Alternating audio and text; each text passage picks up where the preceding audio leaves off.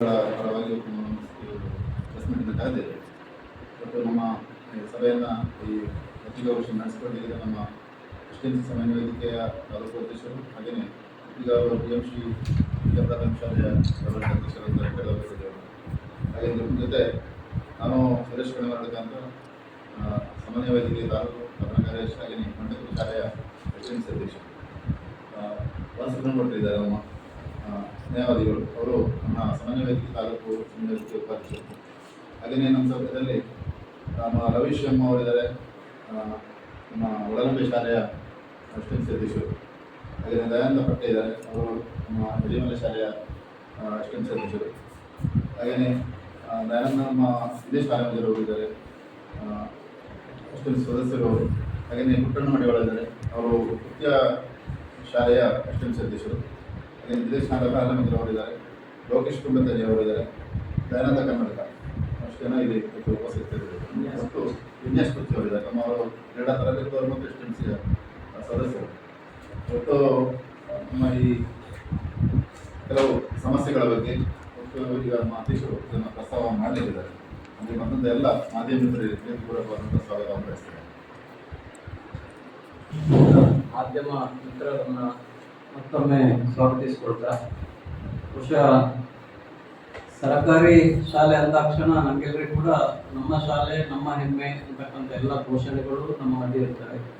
ಸರ್ಕಾರಿ ಶಾಲೆಗಳನ್ನು ಉಳಿಸಬೇಕು, ಬೆಳೆಸಬೇಕು ಅಂತಕ್ಕಂಥ ಘೋಷವಾಕ್ಯ ಕೂಡ ನಮ್ಮ ಮುಂದೆ ಇದೆ.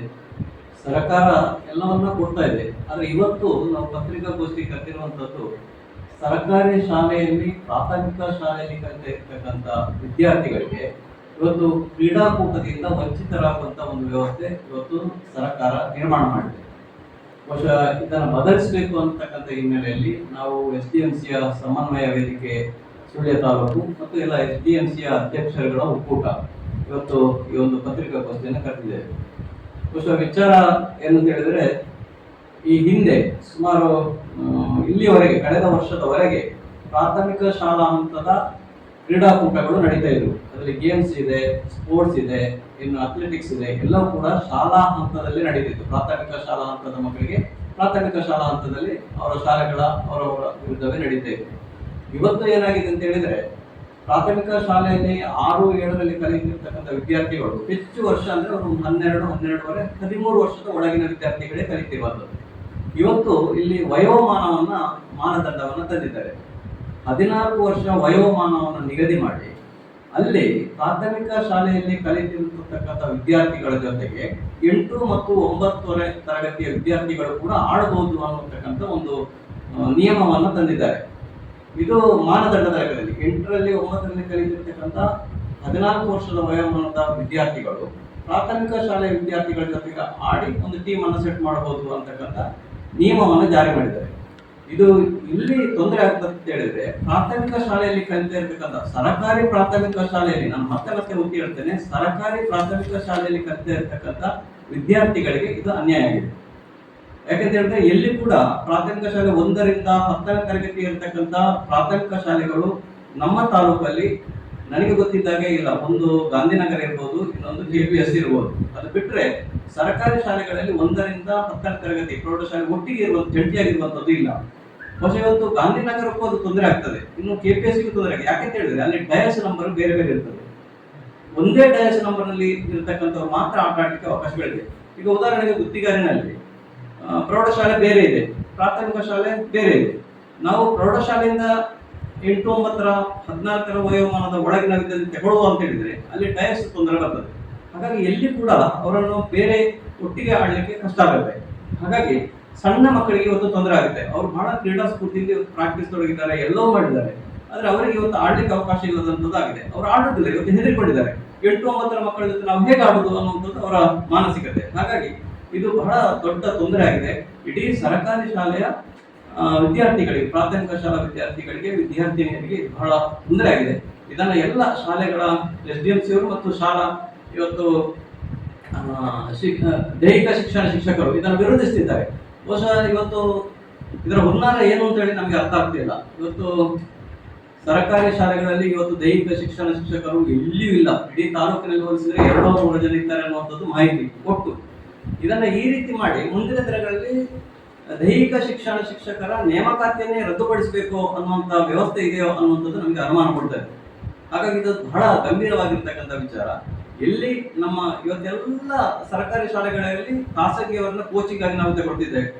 ಕೋಚಿಂಗ್ ಆಗಿ ಅವರಿಗೆ ನಾವು ಸಂಭಾವನೆಗಳನ್ನು ಕೊಟ್ಟು SDMC ಕಡೆಯಿಂದ ಸಂಭಾವನೆಗಳನ್ನು ಕೊಟ್ಟು ಪಡೆಯುವಂಥ ವ್ಯವಸ್ಥೆಗಳಾಗಿದೆ. ಆದರೂ ಕೂಡ ಮಕ್ಕಳಿಗೆ ಆ ಪ್ರೋತ್ಸಾಹ ಕೊಡಬೇಕು ಅನ್ನೋಂಥ ಇದ್ರಲ್ಲಿ ಎಲ್ಲ ಸರ್ಕಾರಿ ಶಾಲೆ ಕಡೆ SDMC ಅದರ ಹಿಂದೆ ಇದ್ದು ಪ್ರಯತ್ನಗಳನ್ನು ಮಾಡ್ತಾ ಇದೆ. ಆದರೆ ಅದಕ್ಕೆ ಸರಿಯಾದ ಅವಕಾಶಗಳು ಇವತ್ತು ಇಲ್ಲ, ಅವಕಾಶದಿಂದ ವಂಚಿತರಾಗಿದ್ದಾರೆ. ಹಾಗಾಗಿ ಈ ವಯೋಮಾನದ ಈ ಮಾನದಂಡವನ್ನು ತೆಗಿಬೇಕು. ಅದನ್ನು ತೆಗೆದು ಮುಂದೆ ಹೇಗಿತ್ತು, ಈ ಹಿಂದೆ ಹೇಗಿತ್ತು ಅದೇ ರೀತಿ ನಡ್ಕೊಂಡು ಬರಬೇಕು ಅನ್ನುವಂಥದ್ದನ್ನು ನಾವು ಇವತ್ತು ಒತ್ತಾಯ ಮಾಡ್ತಾ ಇದ್ದೇವೆ. ಬಹುಶಃ ಗಂಭೀರವಾದಂಥದ್ದು. ಈಗಾಗಲೇ ಕ್ಷೇತ್ರ ಶಿಕ್ಷಣಾಧಿಕಾರಿಗಳನ್ನು ನಾವು ಭೇಟಿಯಾಗಿದ್ದೇವೆ, ಮಾನ್ಯ ಶಾಸಕರನ್ನು ಕೂಡ ಭೇಟಿಯಾಗಿದ್ದೇವೆ. ಅವರು ಇದನ್ನು ಪ್ರಸ್ತಾಪ ಮಾಡ್ತಾರೆ ಅಂತ ಹೇಳ್ತಾರೆ. ಇದು ತಕ್ಷಣಕ್ಕೆ ಆಗಬೇಕಾಗಿರುವಂಥದ್ದು ಬದಲಾವಣೆ. ಯಾಕೆಂತ ಹೇಳಿದ್ರೆ ಅವರು ಈಗ 1ನೇ ತಾರೀಕು, ಇವತ್ತು ಆಗಸ್ಟ್ 1ರಿಂದ 10ನೇ ತಾರೀಕಿನವರೆಗೆ ತಾಲೂಕು ಮಟ್ಟದ ಕ್ರೀಡಾಕೂಟ ಆಗಬೇಕು ಅನ್ನೋದು ಅವರ ನಿಯಮಾವಳಿಯಲ್ಲಿದೆ. ಬಹುಶಃ ಇದು ಈಗಾಗಲೇ ಪ್ರಾರಂಭ ಆಗಿದೆ. ಈಗ ಇದು ನಿನ್ನೆ ಮೊನ್ನೆಯಲ್ಲಿ ಸುಳ್ಳೆ ತಾಲೂಕಿನಲ್ಲಿ ಮೀಟಿಂಗ್ ಆಗಿರುವಂಥದ್ದು ನಿನ್ನೆ ಎಲ್ಲ PT ಟೀಚರ್ಗಳನ್ನು ಕರೆದು ನಿನ್ನೆ ಮೀಟಿಂಗ್ ಮಾಡಿದ್ದಾರೆ. ಇವತ್ತು ನಮಗೆ ಮಾಹಿತಿ ಸಿಕ್ಕಿದೆ. ತಕ್ಷಣ ಅದನ್ನು ವಿರೋಧಿಸುವಂಥ ಕೆಲಸವನ್ನು ಇವತ್ತು ನಾವು ಮಾಡ್ತಾ ಇದ್ದೇವೆ. ಮುಂದೆ ಅದನ್ನು ಸರಿ ಮಾಡಿಕೊಂಡು ಹೋಗಬೇಕು ಅನ್ನುವಂಥದ್ದು ನಮ್ಮ ಉದ್ದೇಶ. ಇವತ್ತು ಸರ್ಕಾರಿ ಶಾಲೆಗೆ ಎಲ್ಲವನ್ನು ಕೊಡ್ತಾ ಇದ್ದಾರೆ. ಆದರೆ ಇದನ್ನ ಈ ರೀತಿ ಮಾಡಿ ಸರ್ಕಾರಿ ಶಾಲೆಯಲ್ಲಿ ಇವತ್ತು ಅವರ ಸಬೂಬು ಏನು ಅಂತ ಕೇಳಿದ್ರೆ, ರಾಜ್ಯ ಮಟ್ಟದಲ್ಲಿ ನಮಗೆ ಪ್ರೈಸ್ಗಳು ಬರ್ತಾ ಇಲ್ಲ. ರಾಜ್ಯ ಮಟ್ಟದಲ್ಲಿ ಬೇರೆ ಬೇರೆ ರಾಜ್ಯಗಳಲ್ಲಿ ಈ ಮಾನದಂಡವನ್ನು ಅಳವಡಿಸಿದ್ರಿಂದ ಆ ರಾಜ್ಯಗಳಿಗೆ ಈ ಏನು ಪಾರಿತೋಷಕಗಳು ಅಥವಾ ಮೆಡಲ್ಗಳು ಹೋಗ್ತಾ ಇದ್ದಾರೆ. ನಮ್ಮಲ್ಲಿ ಇದು ತೊಂದರೆ ಆಗ್ತಾ ಇತ್ತು ಅನ್ನುವಂಥದ್ದು ಅವರಿಗೆ. ಬಹುಶಃ ಇದು ಹಿರಿಯ ಅಧಿಕಾರಿಗಳಿಗೆ ಏನೋ ತಪ್ಪು ಮಾಹಿತಿಗಳನ್ನು ಕೊಟ್ಟಿರುವಂಥ ದೃಷ್ಟಿಯಲ್ಲಿ ಇದು ಆಗಿದೆ. ಆದ ಕಾರಣ ಆ ತಪ್ಪು ಮಾಹಿತಿಯನ್ನ ಸರ್ಕಾರದ ಶಿಕ್ಷಣ ಇಲಾಖೆಯ ಅಧಿಕಾರಿಗಳು ಮತ್ತೆ ಸಚಿವರು ಇದನ್ನ ಗಮನ ಹರಿಸಿ ತಕ್ಷಣ ಇದನ್ನು ಬದಲಾಯಿಸಿ ಮುಂದೆ ಈ ಹಿಂದೆ ಯಾವ ರೀತಿ ಇತ್ತು ಅದೇ ರೀತಿ ಮುಂದುವರಿಸಿಕೊಂಡು ಹೋಗಬೇಕು ಅನ್ನೋದನ್ನು ಒತ್ತಾಯ ಮಾಡ್ತಾ ಇದ್ದೇವೆ. ಇದು ಬಹಳ ಮುಖ್ಯವಾಗಿರ್ತಕ್ಕಂಥ ವಿಚಾರ. ಇದು ಒಂದು ಇದನ್ನ ನಾವು ಕೂಡ ಇವತ್ತು ಮಾಧ್ಯಮದ ಮಿತ್ರರಾಗಿರುವಂತಹ ತಮ್ಮ ಮನೆಯವರು ಕೂಡ ಇವತ್ತು ಸರ್ಕಾರಿ ಶಾಲೆಯಲ್ಲಿ ವಿದ್ಯಾಭ್ಯಾಸ ಮಾಡೋರು ಇರ್ಬೋದು. ಇವತ್ತೆಲ್ಲ ಪೋಷಕರು ಇದರ ಬಗ್ಗೆ ನಮ್ಗೆ ಬಹಳ ಒತ್ತಾಯಗಳನ್ನು ಮಾಡ್ತಾ ಇದ್ದಾರೆ. ಹಾಗಾಗಿ ಇದನ್ನ ತಕ್ಷಣ ಸಡಿಲಿಸಿ ಸರಿಯಾದ ವ್ಯವಸ್ಥೆಗಳನ್ನು ಮಾಡಬೇಕು.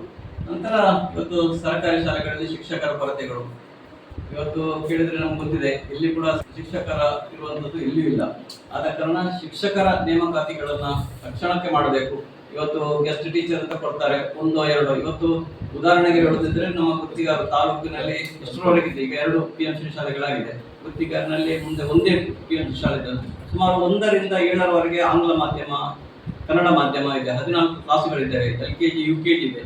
പക്ഷെ ಇಲ್ಲಿ ಇರುವಂತದ್ದು 8 9 ಸರ್ಕಾರಿ ಟೀಚರ್ಗಳು. ನಾವು ಸುಮಾರು 16 17 ಜನ ಟೀಚರ್ಸ್ ಇದ್ದೇವೆ. ನಾವು SDMC ವತಿಯಿಂದ ತಗೊಂಡಿದ್ದೇವೆ. ಹಾಗೆ ಎಲ್ಲ ಶಾಲೆಗಳಲ್ಲಿ ಕೂಡ ಅವರು ಅದನ್ನು ಮಾಡ್ತಾ ಇದ್ದಾರೆ. ಹಾಗಾಗಿ ಶಿಕ್ಷಕರ ಕೊರತೆ ಬಹಳ ದೊಡ್ಡ ಸಮಸ್ಯೆ ಇದೆ.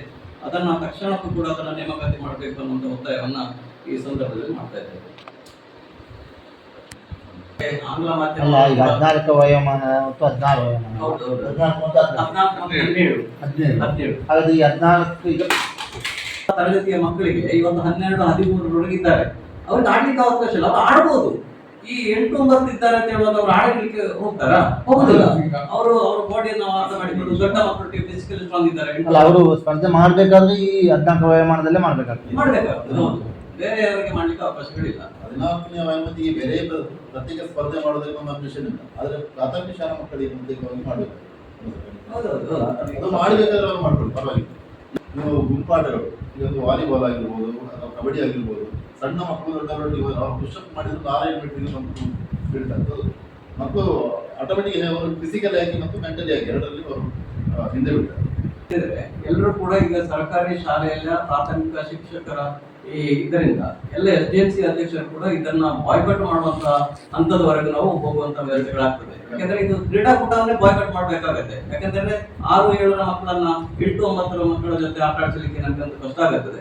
ಹಾಗಾಗಿ ಈ ವಿಷಯವನ್ನೇ ನಾವು ಕೈ ಬಿಡಬೇಕು ಅನ್ನುವಂಥ ರೀತಿಯಲ್ಲಿ ಎಲ್ಲರೂ ಮಾತಾಡಿಕೊಳ್ತಾ ಇದ್ದಾರೆ. ಹಾಗಾಗಿ ಇದಕ್ಕೆ ನಾವು ಇದನ್ನ ಬಾಯ್ಕಾಟ್ ಮಾಡೋದಕ್ಕಿಂತ ಮೊದಲೇ ಬಹುಶಃ ಇದನ್ನು ಸರಿಪಡಿಸಬೇಕು. ಇವತ್ತು ನಾವು ಖಾಸಗಿ ಶಾಲೆಗಳ ಬಗ್ಗೆ ಇನ್ನೂ ದೂರುವುದಿಲ್ಲ. ಇವತ್ತೆಲ್ಲ ಕೂಡ ಇದು ಅವರಿಗೆ ಪ್ರಯೋಜನಗಳಾಗ್ತದೆ. ಬೇರೆ ಬೇರೆ ಶಾಲೆಗಳಲ್ಲಿ 1ರಿಂದ 10ನೇ ತಾರೀಕು ಅವರಿಗೆ ಪ್ರೈವೇಟ್ ಶಾಲೆಯವರು ಇರ್ತಾರೆ. ಅವ್ರಿಗೆ ಅನುಕೂಲ ಆಗುತ್ತೆ. ಅದನ್ನು ನಾವು ಅಲ್ಲಗಳೆಯುವುದಿಲ್ಲ. ಆದ್ರೆ ನಮ್ಮ ಮಕ್ಕಳಿಗೆ ತೊಂದರೆ ಆಗ್ತದೆ. ಸರ್ಕಾರಿ ಶಾಲೆಯಲ್ಲಿ ಕಲಿತಿರ್ತಕ್ಕಂಥ ಮಕ್ಕಳಿಗೆ ತೊಂದರೆ ಆಗ್ತದೆ. ಇದನ್ನು ಸರಿಪಡಿಸಬೇಕು ಅನ್ನೋದು ಉದ್ದೇಶ. ಮಾತನಾಡುವವರು ಹೇಳಿದ್ರು, ಇದು ಹಿಂದೆ ಇತ್ತು, ಬಹಳ ವರ್ಷಗಳಿಂದ ಇದೆ ಇದು, ಆದ್ರೆ ಅದನ್ನ ಬದಲಾವಣೆ ಮಾಡ್ತಿಲ್ಲ. ಈ ರೀತಿ ಇಲ್ಲಿ ನಮ್ಗೆ ಹೇಗೆ ಬೇಕೋ ಹಾಗೆ ಮಾಡ್ಕೊಂಡು ನಡೀತಾ ಇದ್ರು. ಈ ವರ್ಷಕ್ಕೆ ಅದನ್ನ ಕಡ್ಡಾಯ ಮಾಡಿದ್ದಾರೆ, ಅದರಿಂದಾಗಿ ತೊಂದರೆ ಆಗಿದೆ. ಇದು ನಿಯಮಗಳಿತ್ತು, ಅದನ್ನ ಮಾಡ್ತಾ ಇಲ್ಲ. ಇಲ್ಲಿ ತಾಲೂಕಲ್ಲಿ ಹೇಗೆ ಬೇಕೋ, ಜಿಲ್ಲೆಯಲ್ಲಿ ಹೇಗೆ ಬೇಕೋ ಹಾಗೆ ಮಾಡ್ತಾ ಇದ್ದಾರೆ. ಈ ವರ್ಷಕ್ಕೆ ಇದನ್ನ ಬಲವಂತವಾಗಿ ಮಾಡಿದ್ದಾರೆ. ಇದು ಎಲ್ಲ ಸರ್ಕಾರಿ ಶಾಲೆ ವಿದ್ಯಾರ್ಥಿಗಳಿಗೆ ತೊಂದರೆ ಆಗಿದೆ. ನಾವು ಅದನ್ನ ಮತ್ತೆ ಒತ್ತಿ ಹೇಳ್ತೇವೆ, ಸರ್ಕಾರಿ ಶಾಲೆ ಎಲ್ಲ ಹೇಳ್ತಾ ಇದ್ದಾರೆ. ಅದನ್ನ ಸರ್ಕಾರಿ ಶಾಲೆಯ ವಿದ್ಯಾರ್ಥಿಗಳ ಪರವಾಗಿ, ಇವತ್ತು ಪ್ರೈಮರಿ ಶಾಲೆ ವಿದ್ಯಾರ್ಥಿಗಳ ಪರವಾಗಿ ಸರ್ಕಾರ ನಿಲ್ಲಬೇಕು ಅನ್ನುವಂಥದ್ದನ್ನು ಅಂತ ಹೇಳುದು. ಪ್ರೌಢ ಅಂತ ಹೇಳಿದ್ರೆ ಫಿಸಿಕಲಿ ಅಂಡ್ ಮೆಂಟಲಿ ಸ್ಟ್ರೆಂತ್ ಆಯ್ತು ಅಂತ ಲೆಕ್ಕ. ಉನ್ನತೀಕರಿಸಿದ ಶಾಲೆಯಲ್ಲಿ ಅದೇ ಒಂದು 8ನೇ ತರಗತಿ ಅಲ್ಲ, ಅವರು ಯಾವ ಮತ್ತೆ ಸ್ಪರ್ಧೆ ಮಾಡಬೇಕು ಅಂತ ಈ 8ನೇ ಕ್ಲಾಸಲ್ಲಿ ಮಾಡ್ಬೋದು. 14ನೇ ವಯೋಮಾನದಲ್ಲಿ ಪ್ರೈಮರಿ ತೆಗೆದುಕೊಂಡು ಮಾಡ್ಬೋದು. ಅದಕ್ಕೆ ಅದು ನಿಮ್ಮ ಡಯಾಸ್ ಸಮಸ್ಯೆ ಆಗುದಿಲ್ಲ. ಅದೇನು ಬೇರೆ ಶಾಲೆ ತೊಂದರೆ ಆಗ್ತದೆ ಅಲ್ಲ. ಒಂದೇ 8ನೇ ತರಗತಿ ಒಂದೇ ದಿನದ ಡಯಾಸ್ ಒಂದೇ ಇರ್ತದೆ, ಅದು ಮಾಡಿ. ಅದರ ವಯೋಮಿತಿಯಲ್ಲಿ ಇರ್ತಾರೆ. ನಮ್ಮ ಇವಾಗ ನಮ್ಮ 2 ಅವಿಭಜಿತ ಇದೆ 14ರೊಳಗಿರುವ ಮಕ್ಕಳನ್ನು 9ನೇ ಕ್ಲಾಸ್ ಇರ್ತಾರೆ. ಘಟ್ಟ ಪ್ರದೇಶದಲ್ಲಿ 17 ನಿಜವಾಗಿಯೂ 17 ಇಯರ್ಸ್ ಕೂಡ ಮಾಡಬಾರ್ದು, 16ಕ್ಕೆ ಸೀಮಿತ ಮಾಡಬೇಕು. ಅದು ಸ್ವಲ್ಪ ಅವರಿಗೆ ಬೇಕಾದಂತ ಅನುಕೂಲಕರವಾಗಿ ಮಾಡಬೇಕು. ಸೇರಿ ಕೊಡ್ತಾರೆ. ಅದು ಸಮಸ್ಯೆಗಳೇಂತ ಹೇಳಿದ್ರೆ ಹೈಸ್ಕೂಲ್ ವಿಭಾಗವೇ ಬೇರೆ ಆಗ್ತದೆ. ಕಾಲೇಜಿನಲ್ಲಿ ಸೇರಿಸಿಕೊಂಡು ಹೈಸ್ಕೂಲ್ ವಿಭಾಗದಲ್ಲಿ ಅರ್ಥ ಇದೆ ಅಂತ ಹೇಳಿ ನಮ್ಮ ಪರ್ವತ ರೂಪಗಳೆಲ್ಲ ಒಟ್ಟು ಶೈಕ್ಷಣಿಕ ಮೌಲ್ಯಾಧಾರಿತ ಶಿಕ್ಷಣವನ್ನು ಇಲ್ಲದಾಗಿ ಮಾಡೋದು. ಈಗ ಹೊಸದಾಗಿ ನೋಡಿದ್ರು ಬೆಳವಣಿಗೆ ಬಂದಿದೆ. 33% ಅಂಕಗಳು ಪಡ್ಕೊಂಡ ಮಕ್ಕಳು SSLC ತೇರ್ಗಡೆ ಆಗ್ತಾರೆ. ಆಂತರಿಕವಾಗಿ ಅವರಿಗೆ ಮೌಲ್ಯಮಾಪನದಲ್ಲಿ ಅಂದರೆ ಇಂಟರ್ನಲ್ ಮಾರ್ಕ್ 20 ಕೊಡ್ತಾರೆ. ಖಾಲಿ 13 ರಿಟರ್ನ್ ತಗೊಂಡು ಸಾಕು. ರೈಟಿಂಗ್ ಅಲ್ಲಿ 13 ಮಾರ್ಕ್ ತಗೊಂಡು ಪಾಸ್. ಈಗ ಏನಾಗ್ತದೆ ಅಂದ್ರೆ 10ನೇ ಕ್ಲಾಸ್ ಕಳೆದ ಮಕ್ಕಳು ಈಸಿ ಹೋದ ಮೇಲೆ ಆಯಿ ಗೆಲ್ಲಬೇಕಾದಂತ ಅವಸರ ಆಗ್ತದೆ. ನಿಜವಾಗಿ ಮಕ್ಕಳಿಗೆ ಅಕ್ಷರಾಭ್ಯಾಸ ಇಲ್ಲದ ಮಕ್ಕಳು ಇವತ್ತು 10ನೇ ಕ್ಲಾಸ್ ಪಾಸ್ ಆಗಿದೆ. ಇದೊಂದು ಈ ತರ ಇದನ್ನು ಮಾಡಲೇಬಾರದು. ಯಾವುದಕ್ಕೂ ಹಿಂದೆ ಏನಿತ್ತು ಅದು ನಾವು ನಿಜವಾಗಿ ಹೇಳುವಂಥದ್ದು ಆಂತರಿಕ ಮೌಲ್ಯಮಾಪನ ಅಂದ್ರೆ ಈ ಇಂಟರ್ನಲ್ ಮಾರ್ಕ್ ಕೊಡುವುದೇ ತಪ್ಪು. ಅದು ಕೊಟ್ಟ ಮೇಲೆ ಈ ರೈಟಿಂಗ್ ಅಲ್ಲಿ ಸಿಗುವಂಥದ್ದು ಕೇವಲ 13 ಮಾರ್ಕ್ ತಗೊಂಡು ಮಗು ಪಾಸ್ ಆಗ್ತದೆ ಅಂತ ಹೇಳಿದ್ರೆ ನಮ್ಮ ಕರ್ನಾಟಕದ ಇಂದಿನ ಸ್ಥಿತಿ ಏನಾಗಬಹುದು, ಅದಕ್ಕೂ ಕೂಡ ನಮ್ಮ ಬಲವಾದಂತ ವಿರೋಧ ಇದೆ. ನಾನು ಮೊದಲೇ ಹೇಳಿದಂತೆ ಅದರಲ್ಲಿ ಇವಾಗ ಏನಾಗಿದೆ ಅಂತ ಹೇಳಿದ್ರೆ, ಇವತ್ತು ಸರ್ಕಾರಿ ಶಾಲೆಯಲ್ಲಿ 6-7ರಲ್ಲಿ ಕಲಿತಿರ್ತಕ್ಕಂಥ ವಿದ್ಯಾರ್ಥಿಗಳು, ಒಳ್ಳೆ ಸ್ಪೋರ್ಟ್ಸ್ ಅಲ್ಲಿ ಇಂಟ್ರೆಸ್ಟ್ ಇರೋರು, ಇವತ್ತು ಖಾಸಗಿ ಶಾಲೆಗೆ ಹೋಗಿ ಸೇರಿಕೊಳ್ತಾ ಇದ್ದಾರೆ 7ನೇ ತರಗತಿ. ಮತ್ತೆ ಅವರು ಬಂದು ನಮ್ಮಲ್ಲಿ ಸೇರಿಕೊಳ್ಳಿಕ್ಕೆ ಹೇಳೋದು 8-9 ಆಡ್ಬೋದಲ್ಲ. ಹಾಗಾಗಿ ಅಲ್ಲಿ ಸೇರಿಕೊಂಡು ಅದನ್ನು ಮಾಡುವಂತ ವ್ಯವಸ್ಥೆಗಳು ಸರ್ಕಾರಿ ಶಾಲೆಯಿಂದ ವಿದ್ಯಾರ್ಥಿಗಳು ಇನ್ನು ಬೇರೆ ಶಾಲೆಗಳಿಗೆ ಹೋಗುವಂತಹ ವ್ಯವಸ್ಥೆ ನಿರ್ಮಾಣ ಆಗಿದೆ. ಈಗಾಗಲೇ 1-2 ಕಡೆ ನಡೆದಿದೆ. SSLC ಉಳಿಸ್ಕೊಳ್ತಾರೆ. SSLC ಅಲ್ಲಿ ಉಳಿಸಿಕೊಳ್ತಾರೆ. PUC ಪಾಸ್ ಮಾಡಿಬಿಟ್ಟು SSLC ಗೋಸ್ಕರ ಅಲ್ಲಿ ನಮ್ಮೆಲ್ಲ ಮಕ್ಕಳು 7ರಿಂದ ಸರ್ಟಿಫಿಕೇಟ್ ತಗೊಳ್ತಾರೆ. 7ರಲ್ಲಿ ಟೀಸ್ ತಗೊಂಡು 8ಕ್ಕೆ ಹೈಸ್ಕೂಲ್ ಸೇರಿಬಿಡ್ತಾರೆ. ಯಾಕಂದ್ರೆ ಇಲ್ಲಿ ಅವಕಾಶ ಇಲ್ಲಲ್ಲ ಅವರಿಗೆ. ಅಲ್ಲಿ ಆದ್ರೆ ಮುಂದಕ್ಕೆ ಅವಕಾಶ ಇರ್ತದೆ, ಪ್ರಾಕ್ಟೀಸ್ ಇರ್ತದೆ. ನಮ್ಮಲ್ಲಿ ಟೀಚರ್ಸ್ಗಳು ಇಲ್ಲ. ತಕ್ಷಣ ಸೇರ್ತೇವೆ. ಈಗ ಇನ್ನೊಮ್ಮೆ ನಮ್ಮ ಎಲ್ಲ ಸಮನ್ವಯ ವೇದಿಕೆ ಎಲ್ಲ ಶಾಲಾ ಅಧ್ಯಕ್ಷರುಗಳನ್ನ, ಉಪಾಧ್ಯಕ್ಷರನ್ನು ಸೇರಿಸಿ ತಕ್ಷಣ ಒಂದು ಮೀಟಿಂಗ್ ಅನ್ನು ಮಾಡ್ತಾ ಇದ್ದೇವೆ. ಏನು ಮಾಡಬೇಕು ಅನ್ನೋದ್ರ ಬಗ್ಗೆ ಮುಂದೆ ತೀರ್ಮಾನವನ್ನು ತಗೊಳ್ತಾರೆ. ಇನ್ನೇನು ಅವ್ರ ಮೀಟಿಂಗ್ ಇದೆ ಅನ್ನೋವಾಗ ನಾವು ಊರಲ್ಲಿ ಅವರ ಜೊತೆ ಮಾತಾಡಿದ್ದೇವೆ. ಇವತ್ತು ಹೋಗಿ ಅವರನ್ನ ಮೀಟಿಂಗ್ ಮಾಡಿ ಅವ್ರಿಗೂ ಸರಿಯಾಗಿ ಹೇಳಿದೆ, ಇದು ಎಲ್ಲರೂ ಬಾಯ್ಕಾಟ್ ಮಾಡುವಂತ ವ್ಯವಸ್ಥೆ ಆಗತ್ತೆ. ದಯವಿಟ್ಟು ಇದನ್ನು ಗಂಭೀರವಾಗಿ ಪರಿಗಣಿಸಿ ಇಲ್ಲಿ ಮಾತಾಡಬೇಕು, ಅಲ್ಲಿ ಸರಿಪಡಿಸಬೇಕು ಅನ್ನೋದನ್ನ ಕ್ಷೇತ್ರ ಶಿಕ್ಷಣಾಧಿಕಾರಿಗಳಿಗೆ ಕೂಡ ಒತ್ತಾಯಿಸಿದ್ದೇವೆ. ಭರವಸೆ ಕೊಟ್ಟಿದ್ದಾರೆ. ಭರವಸೆ ಮಾತಾಡ್ತೇವೆ ಅಂತ ಹೇಳಿದ್ದಾರೆ, ಜಿಲ್ಲಾ ಮಟ್ಟದಲ್ಲಿ ಮಾತಾಡ್ತೇವೆ ಅಂತ ಹೇಳಿದ್ದಾರೆ. ಸರ್ಕಾರಿ ಆದೇಶ ಪ್ರಕಾರ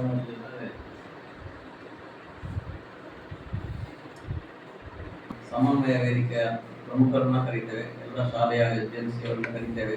ತಕ್ಷಣಕ್ಕೆ ಇನ್ನೊಂದು ನಿರ್ಣಯವನ್ನು ತಗೊಳ್ತೇವೆ. ಆದೇಶಗಳನ್ನು ಬರುತ್ತೆ, ಇನ್ನೊಂದು ನಿರ್ಣಯವನ್ನು ತಗೊಳ್ತಾ ನಾವು ನಡೀತೇವೆ.